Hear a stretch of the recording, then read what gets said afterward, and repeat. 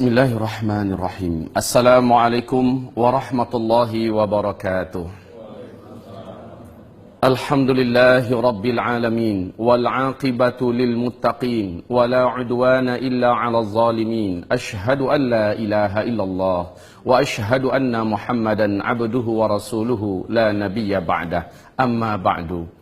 Ibarat sekalian, menjelang berbuka adalah waktu yang paling mustajab di sisi Allah Subhanahu wa ta'ala jika kita berdoa. Dan seluruh kita pasti punya hajat yang hebat. Seluruh kita pasti punya ketergantungan yang tidak putus-putus kepada Allah Subhanahu wa ta'ala. Nanti insya Allah menjelang berbuka kita akan berdoa bersama-sama insya Allah. Sebentar beberapa menit menjelang berbuka, izinkan saya menyampaikan sebuah berita besar. Di dalam Taurat, di dalam Injil, dan di dalam Al-Quran sepakat dikatakan bahwa akhir daripada dunia adalah kiamat besar. Bapak-bapak dan ibu-ibu, hamba-hamba Allah sekalian yang kami muliakan, dengan tanpa menyebutkan gelar pangkat jabatan yang semoga Allah mencintai bapak semua, semoga Allah melindungi dunia dan akhirat. Ketahuilah, Nabi Muhammad pernah didatangi oleh malaikat Jibril yang menjelma menjadi seorang lelaki yang sangat tampan. Malaikat ini bertanya, kapan kiamat? Nabi menjawab, Allah yang maha tahu, saya tidak tahu. Mungkin ente lebih tahu daripada saya, kata Nabi kepada malaikat ini. Tapi ketika ditanya, sebutkan kepada saya ciri-cirinya, tanda-tanda bahwa kiamat sangat dekat. Nabi mengatakan, saya tahu. Apabila engkau menemukan suatu zaman, orang yang hidup pada zaman itu dulunya miskin, kere, penggembala ternak, tidak memakai alas kaki dan telanjang dada. Tiba-tiba mereka menjadi kaya raya dan berkuasa, lalu mereka berlomba-lomba membangun gedung-gedung yang tinggi. Jika zaman itu sudah engkau temukan, maka jarak antara engkau dengan terjadinya kiamat sungguh sudah sangat-sangat dekat sekali. Bapak-bapak, hamba-hamba Allah dan ibu-ibu yang kami muliakan, Imam Ahmad bertanya kepada Imam Ahmad, ini dari hadis Imam Ahmad, Abu Hurairah bertanya kepada Rasulullah, ya Rasul, siapakah orang yang engkau maksud? Miskin, penggembala ternak, tidak beralas kaki, bertelanjang dada, tiba-tiba menjadi kaya raya dan berkuasa, lalu berlomba-lomba membangun gedung-gedung yang tinggi. Siapa yang engkau maksud ya Rasulullah? Nabi menjawab, humul Arab, mereka adalah bangsa Arab. Hamba-hamba Allah sekalian, kita perhatikan sekarang. Arab sebelum minyak bumi ditemukan masih disebut dengan Jazirah Arab. Miskin Pak, seperti tidak punya harapan hidup dan tak punya masa depan. Tapi ketika minyak bumi ditemukan, mereka langsung memecah diri menjadi 7 negara. Arab Saudi, Kuwait, Qatar, Bahrain, Uni Emirat Arab, Oman, dan Yaman. Masing-masing mereka menjadi negara petrodolar. Kaum muslimin, lihat sekarang apa yang dibuat oleh negeri Arab. Di Arab Saudi, di Mekah Al-Mukarramah, gedung-gedung tinggi pencakar langit sudah mulai saling berlomba bermunculan. Lihat di Madinah Al-Munawwarah, Masjid Nabawi kayak tenggelam oleh hotel-hotel mewah di sekitar Masjid Nabawi berbintang 5. Silahkan pergi ke Riyadh. Siapa yang tidak kenal semacam kota metropolitan ala Eropa dibangun di masa Salman menjadi gubernur. Sekarang megah mewah. Silahkan datang ke Jeddah. Siapa yang tidak tahu dengan kondisi Jeddah hari ini kaum muslimin. Lihat Kuwait, ibu kota Kuwait. Ya Allah ya Rabbi, silau mata kita menyaksikan pembangunan yang sangat menakjubkan. Datanglah ke Dubai, datanglah ke Abu Dhabi. Lihat ibu-ibu kota yang ada di Arab hari ini. Ada perlombaan yang serius membangun gedung-gedung yang tinggi. Dulu mereka miskin, penggembala ternak. Tiba-tiba mereka menjadi kaya, lalu berlomba-lomba membangun gedung-gedung yang tinggi. Hari ini bapak-bapak yang kami muliakan, gedung tertinggi di dunia adanya di Dubai. Namanya Burj Khalifah. Ketinggiannya 868 meter. Tetapi sekarang di Jeddah masuk tahun ke-6 sedang dibangun gedung tertinggi di dunia yang akan mengalahkan gedung yang ada di Dubai. Namanya Kingdom Tower. Ketinggiannya 1,2 km. Diperkirakan 2018 selesai. Yang membangun adalah orang terkaya nomor 5 di dunia. Pangeran Al-Walid bin Talal yang akan menghabiskan dana diperkirakan 124 triliun. Kaum muslimin, mereka miskin, penggembala ternak, tapi sekarang sudah kaya raya, berlomba-lomba membangun gedung yang tinggi. Nabi bersabda, jika zaman itu engkau temukan, maka jarak antara engkau dengan kiamat sudah sangat dekat. Sudah sangat dekat. Kenapa ulama-ulama dunia sekarang banyak yang menangis, dan mereka menulis, membicarakan dengan serius bahwa kita sudah di akhir zaman. Mari kita lihat pada fakta yang lain. Kaum muslimin, Nabi mengatakan, umat beriman di bumi ini hanya ada 5 fase. Fase pertama adalah fase kenabian, aku yang memimpin mereka. Fase ini berakhir dengan wafatnya Nabi Muhammad. Yang kedua adalah fase di mana para khalifah yang memimpin selama 30 tahun. Dan itu berakhir dengan wafatnya Khalifah Ali bin Abi Thalib. Fase yang ketiga, khalifah-khalifah yang menggunakan sistem kerajaan. Di dalamnya ada 3 dinasti. Dinasti Bani Umayyah, dinasti Bani Abbasiyah, dan dinasti Bani Utsmani. Dinasti ini telah berakhir pada tanggal 3 Maret 1924. Runtuhnya khilafah Islamiyah Al-Utsmani di Turki. Akhir fase ketiga. Kita masuk fase keempat, yaitu fase umat Islam tidak dipimpin oleh seorang khalifah pun. Tidak ada kekhalifahan di muka bumi. Inilah fase kita sekarang. Pada fase ini Nabi mengatakan Islam jadi pecundang. Kaum muslimin jadi bulan-bulanan. Mereka banyak tapi tidak berharga, tidak dinilai, dan betul-betul dalam keadaan ketertekanan dan luar biasa. Kondisi manusia yang hidup saat itu, hari demi harinya lebih buruk daripada hari sebelumnya. Dalam urusan ekonomi, dalam urusan politik, dalam urusan pendidikan, dalam urusan moral, dalam urusan keadaan alam. Apa saja keadaan makin ke depan itu makin jelek. Ini pada fase keempat. Fase ini pasti berakhir, kata Nabi. Yaitu dunia akan kembali dipimpin oleh khilafah Islamiyah. Dan CIA, Intelijen Amerika Serikat, di New York Times telah menyatakan dan merilis pernyataan resmi. Menurut angka-angka hitungan mereka, dunia masa depan akan kembali dipimpin oleh khilafah Islamiyah di tahun 2020. Menurut KGB Rusia, masih di New York Times, puncak-puncak khilafah Islamiyah di masa depan itu adalah tahun 2025. Artinya fase kelima sudah sangat dekat. Dan kaum muslimin, kelima fase ini akan ditutup dengan ditutupnya fase khilafah Islamiyah memimpin dunia. Tapi kata Rasul, tidak lama.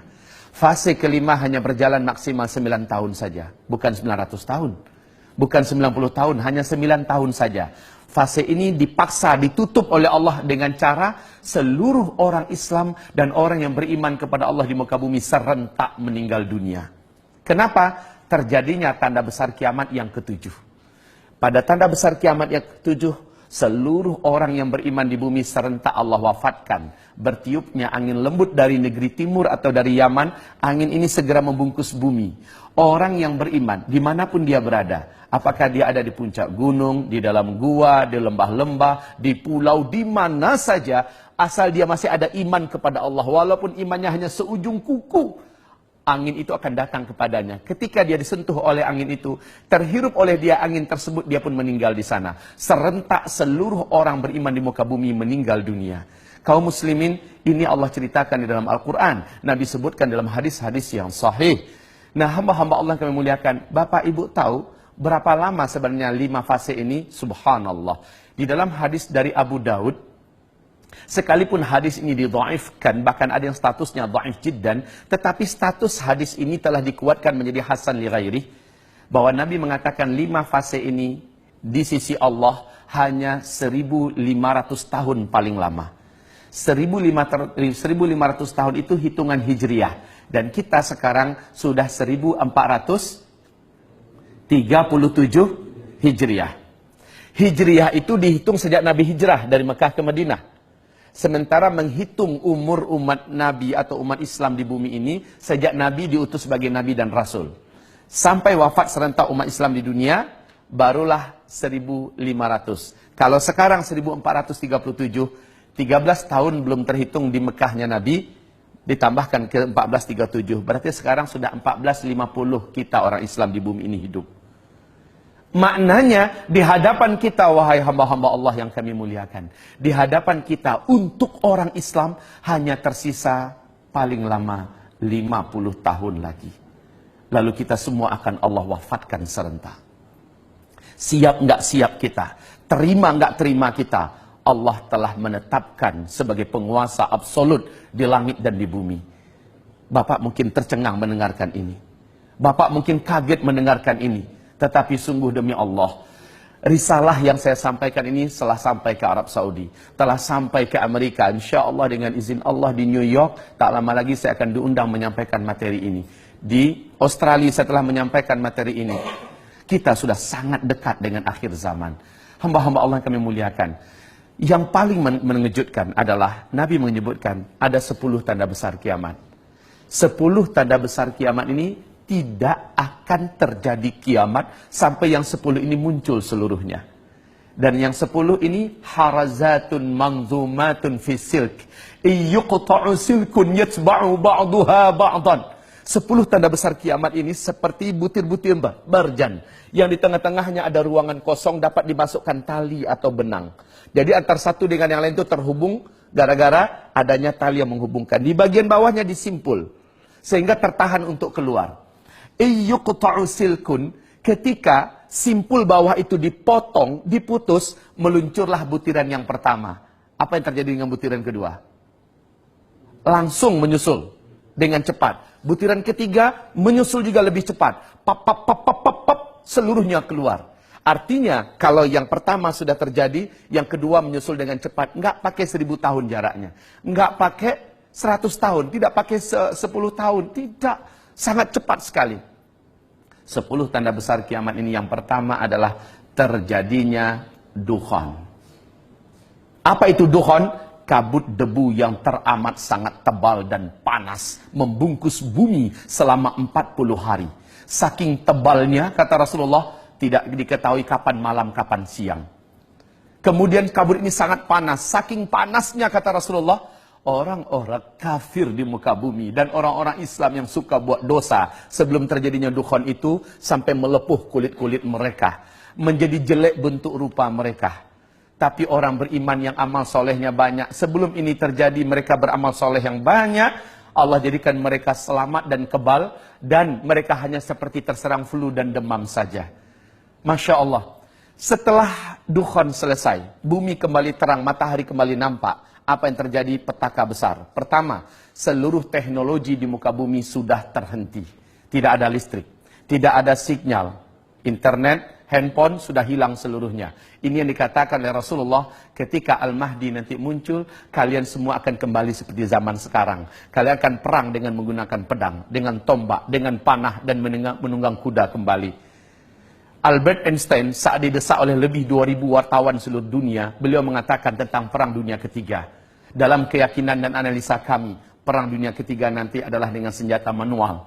Semua senjata modern canggih yang kalian buat hari ini tidak ada yang bisa dipakai. Persis dengan pernyataan Steve Jobs sebelum beliau meninggal dunia di hadapan ribuan karyawannya. Pernyataan Steve Jobs adalah, setelah saya nanti, tak lama kemudian kalian semua akan kembali ke zaman batu. Persis seperti yang digambarkan Nabi Muhammad SAW dulu. Jadi setelah dukhon, semua teknologi sudah musnah. Kita kembali ke zaman di mana kita dipaksa untuk hidup secara manual.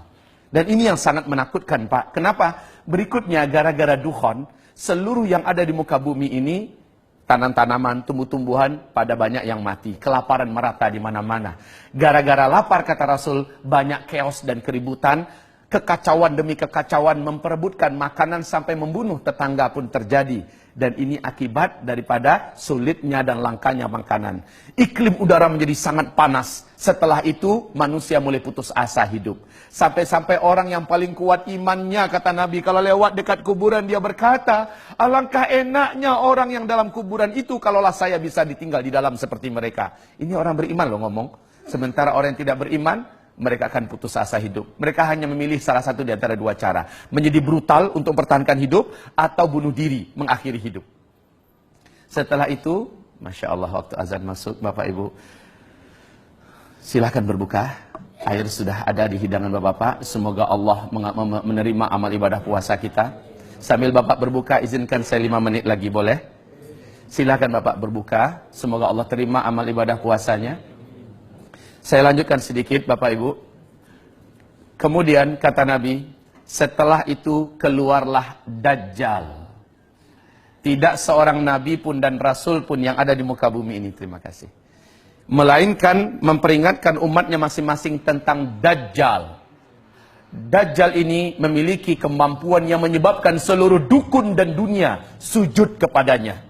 Dajjal ini mampu menurunkan hujan dari langit, menghidupkan semua orang yang ada di dalam kuburan, padahal seluruh mereka yang hidup itu adalah dari bangsa jin dan setan yang menjelma dari orang-orang yang dulu pernah hidup.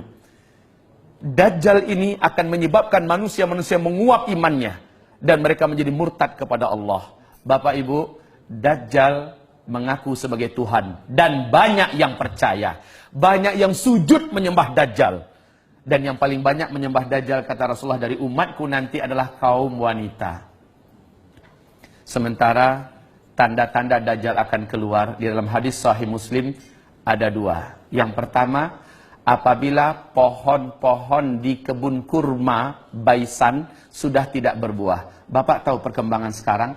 Pohon-pohon kebun kurma Baisan itu letaknya di Yordania dekat perbatasan dengan Palestina. Sekarang sudah masuk tahun ke-6 tidak berbuah 100%. Sudah tidak berbuah 100%. Bahkan batang-batang pohon ini cenderung mati sekarang, Pak. Yang kedua, dalam hadis Sahih Muslim, apabila Danau Tiberias yang sekarang adalah pusat sumber air utama bangsa Yahudi di Israel, ya, apabila Danau Tiberias menyusut airnya dan berkurang terus. Ketahuilah Bapak-bapak yang kami muliakan, sejak tahun 2003 sampai 2013, Danau Tiberias yang dalamnya dari permukaan sampai dasar itu hanya 45 meter, telah susut 16 meter. Pemerintah Israel sangat-sangat ketakutan hari ini. Sehingga di TV resmi mereka, masih ada di YouTube itu, mereka umumkan ketakutan mereka yang tidak bisa dibuat-buat. Apalagi akhir 2015, Danau Tiberias, bagian dasar yang paling menonjol dari dasar Danau Tiberias itu sudah nampak kayak pulau-pulau kecil, Pak, di atas permukaan danau. Artinya apa? Semakin susut. Dan ini adalah pertanda besar Dajjal akan keluar. Tidak ada satupun manusia di muka bumi yang sanggup mempertahankan imannya jika ia berjumpa dengan Dajjal. Rasulullah bersabda, tidak ada satu kota pun di muka bumi ini melainkan Dajjal akan masuk ke dalamnya. Hanya Mekah dan Madinah yang Dajjal tak mampu masuk. Baik fisiknya ataupun kesaktian kemampuannya tidak bisa menembus Mekah, Madinah. Kita yang ada di Jakarta, kita yang ada di Indonesia, tidak lama lagi akan menyaksikan banyak para ulama yang menangis dan berkata, hadza zamanu khurujid Dajjal. Inilah zaman di mana Dajjal itu akan keluar. Inilah zaman di mana Dajjal itu akan keluar. Ya Allah, kalaulah kita tidak jaga diri kita dan iman kita benar-benar, kalaulah tidak jaga keluarga kita, pasti kita akan termasuk orang yang tidak mampu selamat. Pasti kita termasuk orang yang akan menjadi penyembah Dajjal. Na'udzubillah. Saya sampaikan ini kepada Bapak dan Ibu dengan sangat super cepat, Bapak Ibu yang kami muliakan. Saya sampaikan ini bukan untuk membuat Bapak jadi apatis menghadapi hidup ke depan, tidak. Saya sampaikan ini malah buat semangat hidup. Seperti sahabat-sahabat Nabi ketika diuraikan tentang akhir zaman, mereka mengatakan ini akan terjadi di zaman kami. Lalu dampak yang terjadi apa? Mereka bersemangat memanfaatkan umur yang ada untuk mencari bagaimana timbangan amal mereka menjadi berat di sisi Allah. Mereka bekerja dengan amanah. Mereka betul-betul maksimal menggunakan waktu mereka menjadi manusia-manusia yang paling terbaik. Bila datang panggilan azan, mereka tidak mau lagi menunda waktu untuk melaksanakan sholat. Sujud di hadapan Allah, menangis lama-lama. Mereka maksimal berjuang. Bapak Ibu, Bapak-Bapak adalah pejuang yang luar biasa. Penyelamat dan pembela negeri. Tetapi Bapak adalah calon-calon mayat. Persis seperti orang-orang terdahulu. Mereka telah berbungkus kain kapan dan telah dilarikan ke dalam tanah, kembali ke asalnya. Lalu apa yang kita punya? Pangkat jabatan kita tidak berguna. Saat itu yang berguna adalah iman yang kita miliki. Amal yang kita sudah buat. Hanya itu. Ini akhir zaman. Tidak pun karena akhir zaman kita juga akan di stop oleh Allah dari kehidupan ini. Dan ini adalah sunnatullah. Wahai hamba Allah, ini Ramadan. Anggaplah ini Ramadan terakhir kita. Boleh jadi kita ke depan sudah ada di alam yang lain. Ya kan?